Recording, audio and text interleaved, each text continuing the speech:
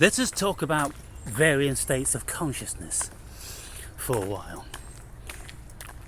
When we are asleep, we are invariably unconscious. And when we are unconscious, we don't have an awareness of the self, or of the body, or of the world, or of anything that the everyday consciousness gives rise to. So, unconsciousness is a very distinct state of consciousness. And if we only had unconsciousness, then we would be little more than Cartesian brains in jars. That's to say, if in the not too distant future AI can create a variety of consciousness at the level of unconscious, then it would be like the brain in a jar. Because the distinction between everyday consciousness and the unconscious is that with everyday consciousness we have an awareness of the body and the world. And because we have an awareness of the body, then we suffer and we feel emotions. So the everyday state of consciousness gives us these awarenesses which seem very real. But in the unconscious, when we're dreaming, we also seem to have a memory of pain and suffering. Albeit, in my estimation and experience, it doesn't appear that we experience the pain and the suffering and the anguish anything like we do in the reality.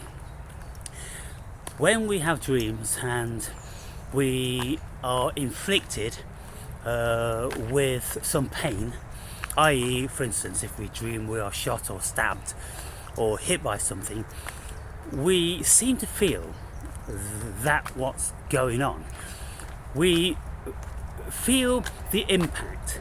Now, in several of my dreams, I've felt the impact of a bullet, but I've not felt any pain about the bullet. And also, like being stabbed, you feel the initial penetration, or what you think that would feel like. If you haven't been shot with a bullet and stabbed with a knife, you have a reasonable idea of what that would feel like, because all you need to do is increase a little stab in the arm, or maybe being, shot with a pellet or something like that. So we can have some sort of an idea, and our dreams could invent and create the rest. But in the everyday consciousness, when we have been afflicted with those things, we then suffer the full ramifications of the pain. So that seems to me one of the major distinctions of the unconscious and the conscious. Now, when we're unconscious and something unfavourable happens, like we dream one of our loved ones have died, we can feel very emotional about that, and the emotion will invariably wake us up. And we'll feel, very upset, and then we'll go, oh, thank God, that was a dream. But in the dream, it seems so real. But I think that what the dream is doing, because we have a memory of loss, then it's reenacting that loss. But it's not creating that loss. It's just a memory of it, yeah? And so I think the unconscious only pertains to memories of things. And then it gives us a varying degree of reality depending on how experienced we are in any given thing. Now, if we concentrate on the unconscious and we say to ourselves, well, if we were only unconscious and we never had the everyday consciousness, then we would have no physical, it's difficult to say, got to be careful here, because as I just explained, we can appear to have a physical world, we can appear to have pain in our dream, only it isn't as extensive and as profound as the real world. And so that often is the difference. I mean, for instance, when I had my hip replaced, that was excruciating pain, which was just like a red hot cannonball lying on my hip for 36 hours, something like that. And I was on all different sorts of medication, morphine and codeine and paracetamol and the rest of it. I don't think I could ever experience that level of magnitude of pain in a dream. But if we look at those very distinct states of consciousness, in the dream we consider that everything is real, unless of course we become lucid.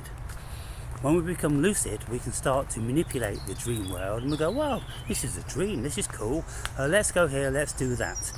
And we can do all these things, and then we can, jump off buildings and, just land on our feet. We can do all these sort of things because we are aware that we are creating our reality. But if we're not lucid, you see, lucidity, being lucid in a dream, is in between being unconscious and completely conscious, because we are actually dreaming, but we know that we are dreaming, so we can do things that we can't do in the everyday waking world, and that can be really fun. And I have never actually had this level of lucidity in my dreams, whereby I have become aware and then I said to myself, well, let's go and have some fun. I become aware and then I wake up. But when we look at varying states of consciousness, we have the unconscious, which is like effectively it's the brain in a jar. We have no awareness of a physical body, and we don't feel physical pain, we just imagine pain from our memories. And so when we look at the world from our everyday consciousness, we can go, well, look, in this state of awareness and consciousness, I am aware of surroundings, I'm aware of feelings, of the 5, 6 senses, let's say, and they're pretty acute, and if I prick myself with a knife, then I'm going to feel it, and then there's going to be a lingering on of the pain, and the body's going to repair itself, and it's going to seem oh so real.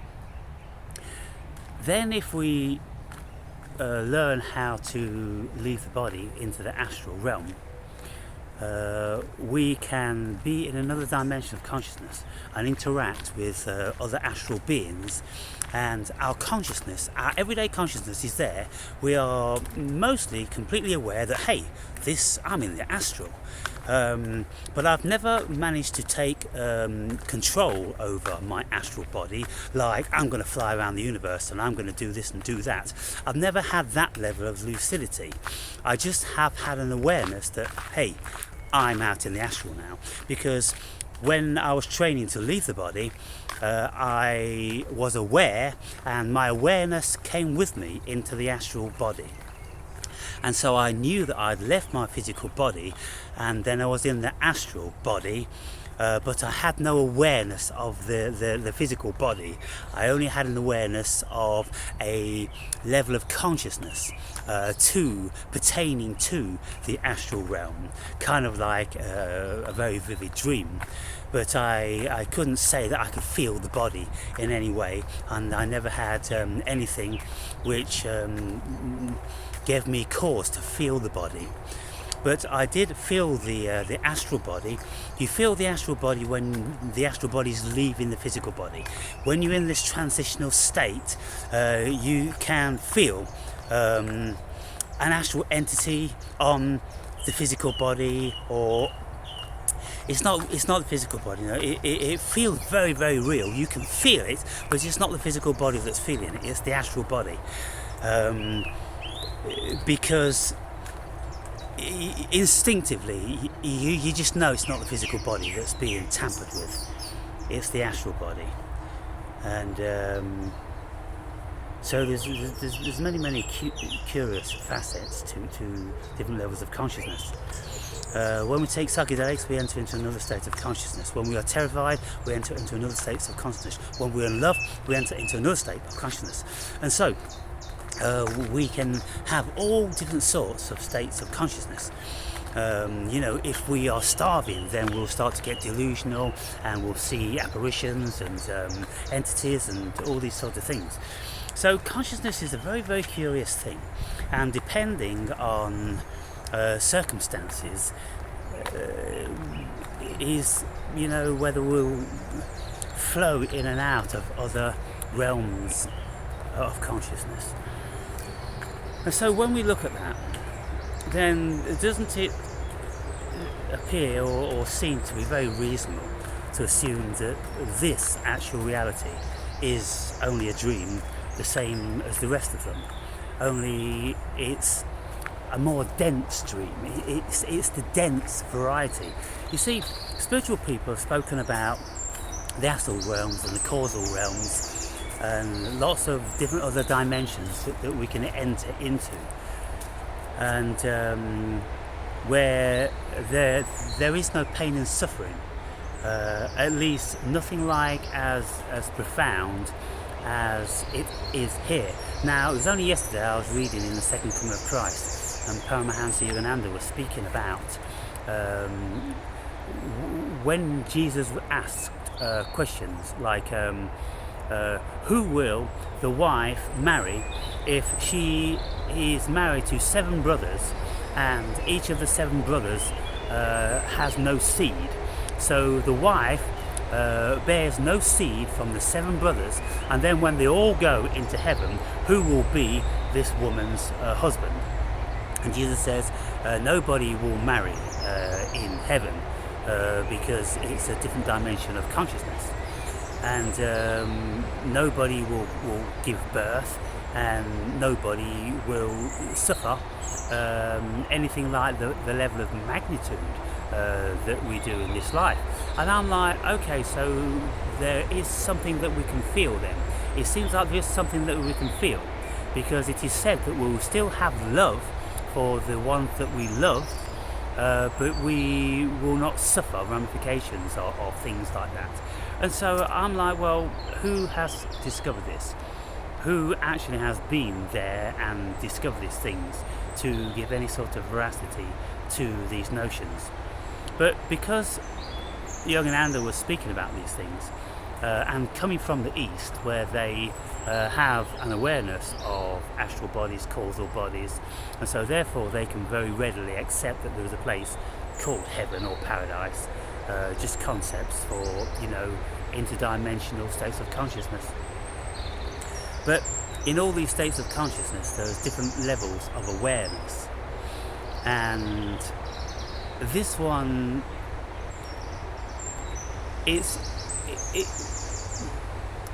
albeit our consciousness seems to be able to focus on all the fine details of everything, which we can't do when we enter into other states of consciousness, because our consciousness is narrowed down to whatever is immediate to us. I've never had the facility where I've entered into a different state of consciousness and I've got, hang on, I want to have a look at this place in the greatest of detail. I've never managed to do that like I have here. So this is more a very profound state of consciousness.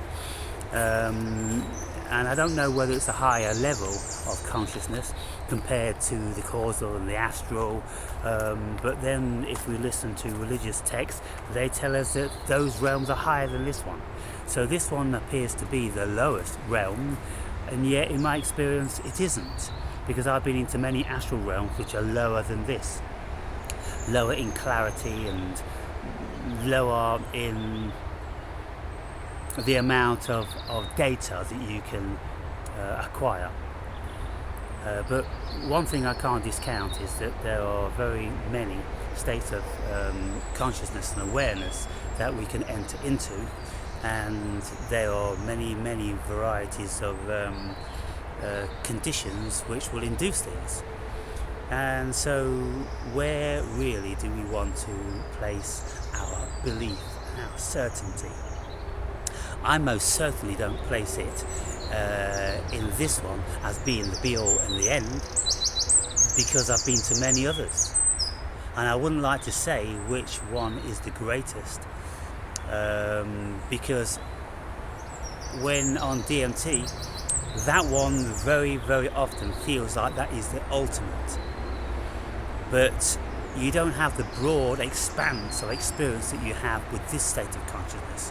You have like a computer generated influx of imagery coming, and I've never encountered beings in the astral, but I've seen beings in the abstract, in the reality around me, in the clouds and faces, in everything, in every stone and in every leaf and all that sort of thing. You see all different sorts of creatures, and you get the impression that that's a very real environment, and it knows you through and through, like you are a part of it.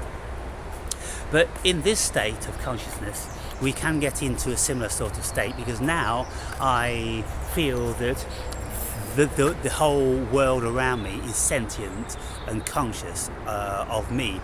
It can feel me, and when I take psilocybin and I enter into the woods, then the woods want to communicate with me. They want me to touch them and engage with them. They want to feel my human energy. They want to exploit my sexual energy. There's a lot of weird stuff that goes on, and many people have spoken of accounts of talking trees and trees feeling them out and all that sort of thing.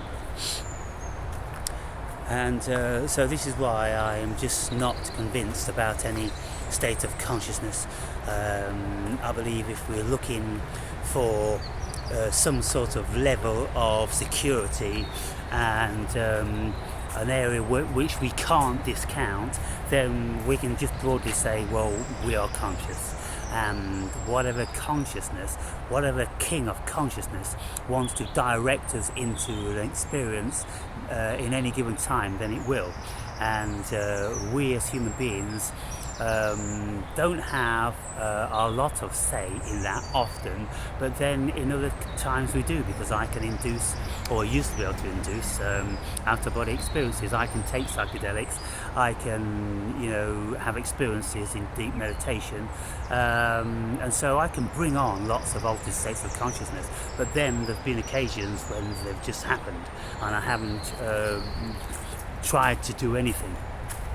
So we can see that there's a certain randomness to it, and then we can in actual fact manipulate, and the more conscious we become, the more power we have to manipulate our state of consciousness.